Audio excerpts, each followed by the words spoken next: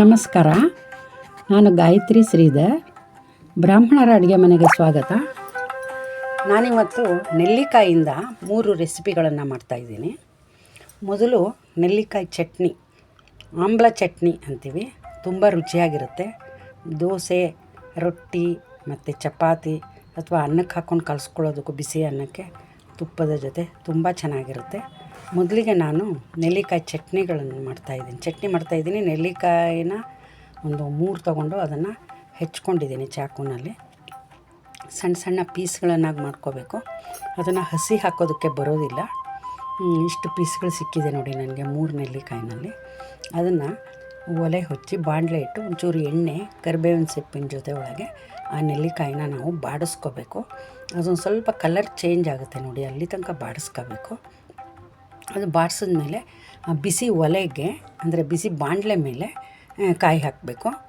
ಹಾಕಿ ಹುರಿದು ಇಂಗು, ಆಮೇಲೆ ಸ್ವಲ್ಪ ಹುಣಸೆ ಹಣ್ಣು ಹಾಕಬೇಕು, ಮತ್ತು ಬೆಲ್ಲ ಹಾಕಬೇಕು. ಬೆಲ್ಲ ಹಾಕಿ ಇದನ್ನು ಸ್ವಲ್ಪ ಬಿಸಿ ಬಾಣಲೆನಲ್ಲಿ ಬಾಡಿಸಿ, ಆಮೇಲೆ ಅದಕ್ಕೆ ಹಸಿರು ಮೆಣಸಿನ್ಕಾಯಿ ಹಾಕಿ ಬಾಡಿಸ್ಬೇಕು. ಅದನ್ನು ಮಿಕ್ಸಿ ಮಾಡ್ಕೋಬೇಕಾಗುತ್ತೆ. ಇದು ನೆಲ್ಲಿಕಾಯಿ, ಕಾಯಿ ಎಲ್ಲವೂ ಇದೆ. ಇದಕ್ಕೆ ಹುಳಿನೂ ಬೇಕಾಗುತ್ತೆ, ಬೆಲ್ಲನೂ ಬೇಕಾಗುತ್ತೆ.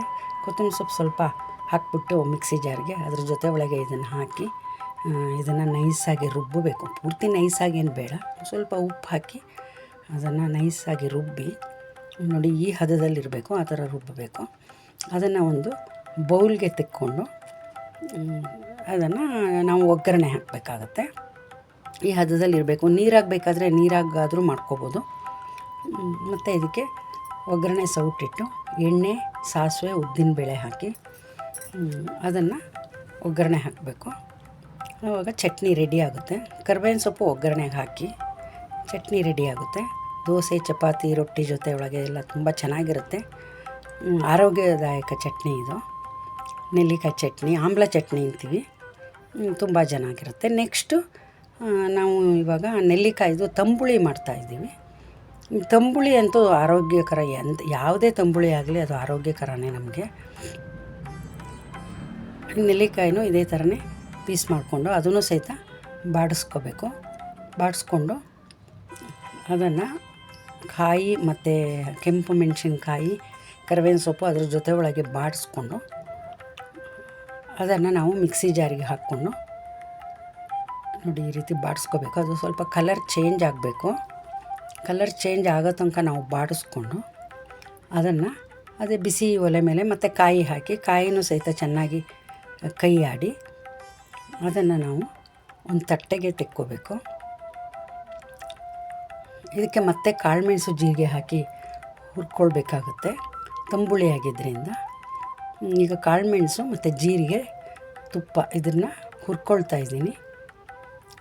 ತಂಬುಳಿಗಾಗಿದ್ದರಿಂದ ತುಪ್ಪ ಇರಲೇಬೇಕಾಗತ್ತೆ. ಚಟ್ನಿಗಾದರೆ ಎಣ್ಣೆ ಹಾಕಿದ್ರೂ ನಡೆಯುತ್ತೆ. ತಂಬುಳಿಗೆ ಸ್ವಲ್ಪ ತುಪ್ಪ ಬೇಕು. ಈಗ ಜೀರಿಗೆ ಮತ್ತು ಕಾಳು ಮೆಣಸನ್ನು ಬಾಡಿಸ್ಕೊಂಡು ಅದನ್ನು ಸಹಿತ ನಾವು ಹುರಿದಿಟ್ಕೊಂಡಿದ್ವಲ್ಲ ಫಸ್ಟ್, ನೆಲ್ಲಿಕಾಯಿ ಹೋಳುಗಳು ಮತ್ತು ಕಾಯಿ ಎಲ್ಲ ಹಾಕಿದ್ವಲ್ಲ, ಇದಕ್ಕೆ ಮಿಕ್ಸ್ ಮಾಡಬೇಕಾಗತ್ತೆ. ಮಿಕ್ಸ್ ಮಾಡಿ ಅದನ್ನು ಮಿಕ್ಸಿ ಮಾಡ್ಕೊಳ್ಳೋದು. ಮಿಕ್ಸಿನಲ್ಲಿ ಸಣ್ಣಗೆ ರುಬ್ಕೋಬೇಕು. ಅದಕ್ಕೆ ಸ್ವಲ್ಪ ಉಪ್ಪು ಹಾಕಿ ಇವಾಗ ಮಿಕ್ಸಿ ಜಾರ್ನಲ್ಲಿ ರುಬ್ಕೊಳ್ತಾ ಇದ್ದೀನಿ. ಇದನ್ನು ಅಷ್ಟೇ ಒಂದು ಹದದಲ್ಲಿ ರುಬ್ಬಬೇಕು. ತುಂಬ ನೈಸ್ ಅಂತ ಏನಲ್ಲ, ಮೀಡಿಯಮ್ ಅಷ್ಟರಲ್ಲಿ ನೋಡಿ ಇಷ್ಟಿರಬೇಕು. ಹಾಗೆ ರುಬ್ಬಿ ಆಮೇಲೆ ಮೊಸರನ್ನು ತಗೊಂಡು ಅದನ್ನು ಬೀಟ್ ಮಾಡಿ, ಆ ಮೊಸರಿನಲ್ಲಿ ದಪ್ಪ ದಪ್ಪ ಇದಿರುತ್ತಲ್ವ ಅದೆಲ್ಲದನ್ನು ಬೀಟ್ ಮಾಡಿಬಿಡಿ. ಇವಾಗ ತಿರುಗಿಕೊಂಡಿರೋವಂಥ ಈ ಕಾಯಿ, ನೆಲ್ಲಿಕಾಯಿ ಮಿಶ್ರಣನ ಅದಕ್ಕೆ ಹಾಕಿ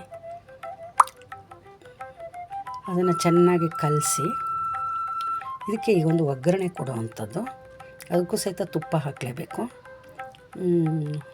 ಬಾಣಲೆಯಲ್ಲಿ ತುಪ್ಪ ಹಾಕಿ ಅದಕ್ಕೆ ಸಾಸಿವೆ ಮತ್ತು ಕೆಂಪು ಮೆಣಸಿನ್ಕಾಯಿ, ಮಾಮೂಲಿ ನಾವು ಎಲ್ಲ ತಂಬುಳಿಗಳಿಗೂ ಹೇಗೆ ಒಗ್ಗರಣೆ ಕೊಡ್ತೀವೋ ಅದೇ ಥರನೇ ಕೆಂಪು ಮೆಣಸಿನ್ಕಾಯಿ ಮತ್ತು ಕರಿಬೇವಿನ ಸೊಪ್ಪು ಇವುಗಳದ್ದು ಒಗ್ಗರಣೆ ಕೊಡಬೇಕಾಗತ್ತೆ. ಕೊಟ್ಟರೆ ನೆಲ್ಲಿಕಾಯಿ ತಂಬುಳಿ ಅನ್ನ, ಬಿಸಿ ಅನ್ನದ ಜೊತೆ, ಮೊದಲ ಅನ್ನದ ಜೊತೆ ಹಾಕ್ಕೊಂಡು ಕಲಿಸ್ಕೊಂಡು ತಿನ್ನೋದಕ್ಕೆ ತುಂಬ ಚೆನ್ನಾಗಿರುತ್ತೆ. ವರ್ಷ ಇಡೀ ನಾವು ನೆಲ್ಲಿಕಾಯಿ ತಂಬುಳಿಗಳನ್ನು ವಾರದಲ್ಲಿ ಒಂದು 2-3 ದಿನ ಮಾಡ್ಕೋಬೋದು. ಅದನ್ನು ಫ್ರೋಝನ್ ಮಾಡಿಡಬಹುದು. ಅದನ್ನು ಸಹಿತ ಒಂದು ವಿಡಿಯೋ ಹಾಕ್ತೀನಿ ನಾನು, ವರ್ಷ ಇಡೀ ಯಾವ ರೀತಿ ಅದನ್ನು ಫ್ರೋಝನ್ ಮಾಡಿಟ್ಟು ಅದನ್ನು ಉಪಯೋಗಿಸ್ಬಹುದು ಅಂತ. ಒಟ್ಟು ದಿವಸದಲ್ಲಿ 1-2 ಪೀಸು ನೆಲ್ಲಿಕಾಯಿ ದೇಹಕ್ಕೆ ಹೋದರೆ ತುಂಬ ಒಳ್ಳೆಯದು. ಸಿ ವಿಟಮಿನ್ ಇರುತ್ತೆ ಇದರಲ್ಲಿ. ನೋಡಿ, ಇವಾಗ ನೆಲ್ಲಿಕಾಯಿ ತಂಬುಳಿ ರೆಡಿ ಆಯಿತು. ಇದನ್ನು ಸಹಿತ ನಾವು ರೊಟ್ಟಿ ಚಪಾತಿ ಜೊತೆ ಸಹ ನಂಚ್ಕೊಂಡು ತಿನ್ಬೋದು. ಮೊದಲ ಅನ್ನಕ್ಕೆ ಹಾಕ್ಕೊಂಡು ಕಲಿಸ್ಕೊಂಡು ತಿನ್ಬೋದು. ಅಥವಾ ನೀರಾಗಿ ಕಡ್ದಿದ್ದ ಮಜ್ಜಿಗೆ ನೀರಾಗಿ ಮಾಡಿಕೊಂಡ್ರೆ ಕುಡಿಬಹುದು. ಹಾಗಿರುತ್ತೆ ತಂಬುಳಿ. ತುಂಬ ಆರೋಗ್ಯಕರವಾದ ತಂಬುಳಿ ಇದು. ನೀವು ಒಂದು ಸರಿ ಮಾಡ್ಕೊಂಡು ತಿನ್ನಿ, ಕಮೆಂಟ್ ಮಾಡಿ ಹೇಗಿತ್ತು ಅಂತ. ಈಗ ನೆಕ್ಸ್ಟ್ ನಾನು ನೆಲ್ಲಿಕಾಯಿ ಸಾರು ಮಾಡ್ತಾಯಿದ್ದೀನಿ.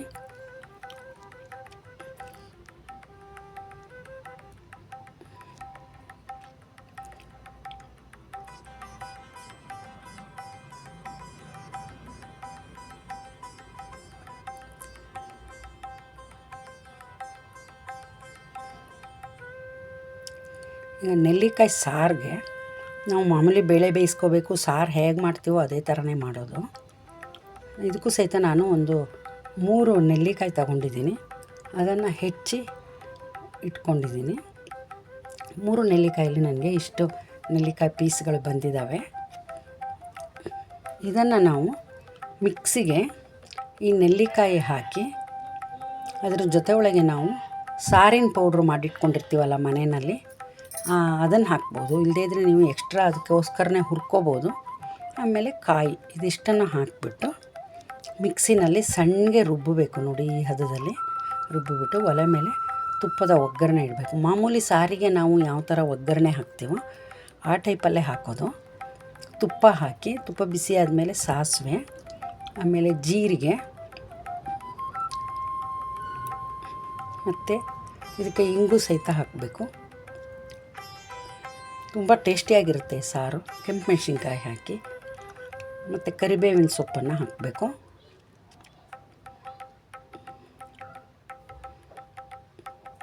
ಈ ಒಗ್ಗರಣೆಗೆ ಇದನ್ನು ಚೆನ್ನಾಗಿ ಬಾಡಿಸ್ಬೇಕು. ಹಿಂಗೆ ಹಾಕಬೇಕು ಇದಕ್ಕೆ. ಮಾಮೂಲಿ ಸಾರು ಯಾವ ಥರ ಟೇಸ್ಟ್ ಇರುತ್ತೋ ಹಾಗೇ ಇರುತ್ತೆ. ಎಕ್ಸ್ಟ್ರಾ ನೆಲ್ಲಿಕಾಯಿ ಒಂದು ಸೇರ್ಕೊಳ್ಳುತ್ತಷ್ಟೇ. ಹಿಂಗೆ ಹಾಕಿ ಇದನ್ನು ಒಗ್ಗರಣೆನ ಬಾಡಿಸ್ಬಿಟ್ಟು ನಾವು ತಿರುವ್ಕೊಂಡಿರ್ತೀವಲ್ಲ ಅದನ್ನು ಇದಕ್ಕೆ ಹಾಕಬೇಕಾಗುತ್ತೆ. ನೆಲ್ಲಿಕಾಯಿ, ಕಾಯಿ ಮತ್ತು ಸಾರಿನ ಪುಡಿ ತಿರುವಿದ್ವಲ್ವ, ರುಬ್ಕೊಂಡಿರೋ ಮಿಶ್ರಣನ ಇದಕ್ಕೆ ಹಾಕಬೇಕಾಗುತ್ತೆ. ಮೊದಲು ಹುಣಸೆಹಣ್ಣು ರಸ ಹಾಕಬೇಕು. ಇದಕ್ಕೆ ಹುಣಸೆಹಣ್ಣು, ಬೆಲ್ಲ ಎಲ್ಲವುದು ಬೇಕಾಗುತ್ತೆ. ಬೆಲ್ಲ ಬೇಕು, ಹುಣಸೆಹಣ್ಣು. ಜೊತೆಯೊಳಗೆ ತಿರುವ್ಕೊಂಡಿರೋ ಮಿಶ್ರಣನ ಹಾಕಬೇಕಾಗುತ್ತೆ. ಆ ಮಿಶ್ರಣ ಹಾಕಿ ಅದು ಕುದ್ದ ಮೇಲೆ ನೋಡಿ, ಅದು ಮಿಕ್ಸಿ ಜಾರ್ ತೊಳೆದಿರೋ ನೀರನ್ನೂ ಹಾಕಿದ್ದೀನಿ. ಅದು ಚೆನ್ನಾಗಿ ಕುದಿಬೇಕು. ಕುದ್ದಾದಮೇಲೆ ಇದಕ್ಕೆ ಉಪ್ಪು ಹಾಕಿ, ಇದಕ್ಕೆ ನಾವು ಬೇಳೆ ಬೇಯಿಸಿಟ್ಕೊಂಡಿರ್ತೀವಲ್ಲ, ಆ ಬೇಯಿಸಿಟ್ಕೊಂಡಿರೋ ಬೇಳೆನೂ ಸಹಿತ ಹಾಕಬೇಕು. ಬೇಳೆ ಇಲ್ಲದೇನೂ ಮಾಡ್ಬೋದು, ಅದು ಸಹಿತ ಒಂದು ವಿಡಿಯೋ ಮಾಡ್ತೀನಿ ನಾನು. ಬೇಳೆ ಇಲ್ಲದೇ ಕೆಂಪು ಮೆಣಸಿನ್ಕಾಯಿ ಹಾಕ್ದೇನೆ ಬರೀ ಕಾಳು ಮೆಣಸು ಅದು ಹಾಕಿಬಿಟ್ಟು ಸಾರು ಮಾಡಬಹುದು. ಅದನ್ನು ಮಾಡ್ತೀನಿ, ಅದು ವಿಡಿಯೋ ಮಾಡಿ ಹಾಕ್ತೀನಿ ನಾನು. ಇವಾಗ ಇದು ಚೆನ್ನಾಗಿ ಕುದೀತಾ ಇದೆ. ಈಗ ಇದಕ್ಕೆ ನಾವು ಬೇಯಿಸಿ ಇಟ್ಕೊಂಡಿರ್ತೀವಲ್ಲ ಬೇಳೆ, ಆ ಬೇಳೆನ ಹಾಕಬೇಕಾಗತ್ತೆ. ಚೆನ್ನಾಗಿ ಕುದಿಬೇಕು.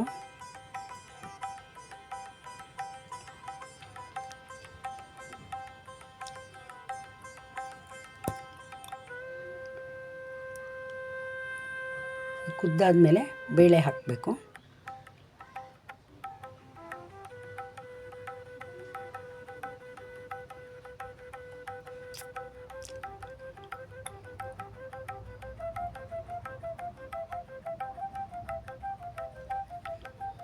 ಬೇಳೆ ಜೊತೆ ಒಳಗೆ ಒಂದು ಸರಿ ಕುದಿಬೇಕು. ಇದು ತುಂಬ ಆರೋಗ್ಯ ಲಾಭ ಇರೋವಂಥದ್ದು ನೆಲ್ಲಿಕಾಯಿ ಸಾರು. ಮಾಮೂಲಿ ಎಲ್ಲವುದು ಅದಕ್ಕೆ ಬೆಲ್ಲ, ಹುಣಸೆ ಹಣ್ಣು ನಾವು ಹೇಗೆ ಸಾರು ಮಾಡ್ತೀವೋ ಅದೆಲ್ಲ ಬೇಕಾಗುತ್ತೆ. ನೆಲ್ಲಿಕಾಯಿ ಹುಳಿ ಅಂಶ ಅಷ್ಟೊಂದು ಕೊಡೋದಿಲ್ಲ.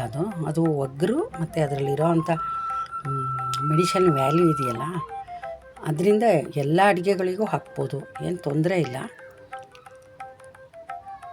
ಇದಕ್ಕೆ ಲಾಸ್ಟಿಗೆ ಕುದ್ದು ಎಲ್ಲ ಆದಮೇಲೆ, ಸಾರಿನ ಪ್ರೊಸೀಜರ್ಗಳು ಎಲ್ಲವುದು ಆದಮೇಲೆ ಕೊತ್ತಂಬರಿ ಸೊಪ್ಪು ಹಾಕೋದು. ನೋಡಿ, ಇವಾಗ 3 ರೆಸಿಪಿಗಳನ್ನು ನಾನು ನೆಲ್ಲಿಕಾಯ್ದು ಮಾಡಿದ್ದೀನಿ. ಇನ್ನೂ ಇದ್ದಾವೆ ಬೇಕಾದಷ್ಟು ರೆಸಿಪಿಗಳು. ವಿಡಿಯೋ ನೋಡಿದ್ದಕ್ಕಾಗಿ ಧನ್ಯವಾದಗಳು.